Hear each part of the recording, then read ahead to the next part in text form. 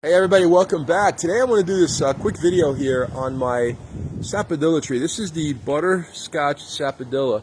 A couple of months ago I did an update video on my first fruit from this tree. And I talked about how it's really been in the ground for about 5-6 years, and the tree had never produced. And it took a long time to grow. It started out real small. But the video that I did, it demonstrated it showed you guys one of the fruits, which is a little bit undersized, but it was super good, super tasty. And we know a lot of people over the internet and different groups and that grow fruit trees. And when it comes to Sapodilla butterscotch, a lot of them have said they have the same issue. The tree does not produce for quite a while, even though it's grafted or air-layered or whatever, and the tree just seems to be real shy bearer, and it may have something to do with the tree requiring cross-pollination. So today I want to go over two quick things. I want to show you that the tree now, today being March 17th, St. Patrick's Day, I noticed that the tree, not only is it a beautiful shade of green, but it's also got a bunch of fruit that looks like is developing and holding. Compared to my last video, the tree had literally one fruit. Now we look at the tree, and it's really nice to look at and see how this tree has come a long way. And I can even go all the way up here. I even marked a couple of the branches that I thought were going to develop into fruit. Look at that. I don't know if you can see that fruit back there. They're developing really nicely, and they're holding. They're holding. This is really good stuff. Let me come around the other side of the tree here. Yeah, I'm not gonna get into every branch, but if we come around, we'll see. Here we go. We have more fruit over here, right there. And if we come down a little bit lower, I should say, if we come back over here,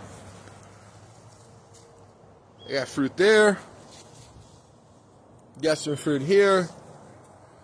And if I take a little bit more time walking around, I bet you I could find at least, let's see what I'm talking about. Let's see if I know what I'm talking about. We're looking at more fruit now developing all over the tree. So there's probably a guess, just a rough guess, I'm thinking there's probably 12, maybe more fruit on the tree. And that is a really good thing. Now, this is a very tasty Sapodilla, and it is a large Sapodilla. It's supposed to be a large Sapodilla.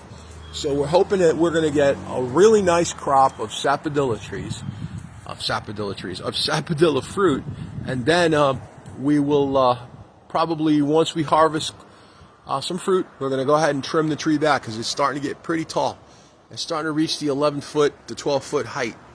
Now, here's the secret, I think. I could be wrong, but I think this is the secret.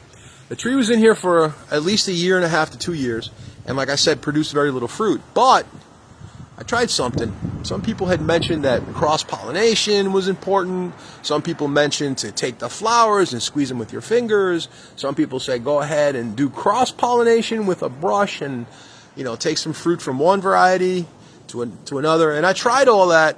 And the only thing that looks like it actually worked was planting a Sapodilla close by that was flowering. So here's what I did. I planted this little guy, which is a dwarf Silaswood Sapodilla. And it is loaded. You guys can see it's loaded with fruit, right? Look at all that fruit on a little tiny tree, right? And this is an air layer that I made from the one in the backyard of my house. And that tree is loaded with fruit. So I'm pretty sure that prior to me planting this tree is when I got, maybe one fruit, right, for the first time. But after I planted this tree, I kid you not, it was flowering like crazy, and so was this tree, but it only had one fruit, like I had already mentioned. And look at the difference. I plant this tree over here, and now this tree is producing fruit, like fantastic amounts of fruit, but nothing like what this guy produces. I mean, every branch on this little Silaswoods is loaded. And this is a medium size, I would say a small fruit, but it's very good. It's tasty, and it's not nearly as sweet as this tree here, which is the Butterscotch Sapodilla. So anyway, I wanted to share this video with you guys so that you could see what's happening with the Sapodilla tree growing here on my property. If you like the video, check out some of my other videos, and also take a look at the video about this Butterscotch Sapodilla tree, and also a little bit more information about the Silas Woods Sapodilla. Take care, everybody. Happy St. Patrick's Day. Have a good one.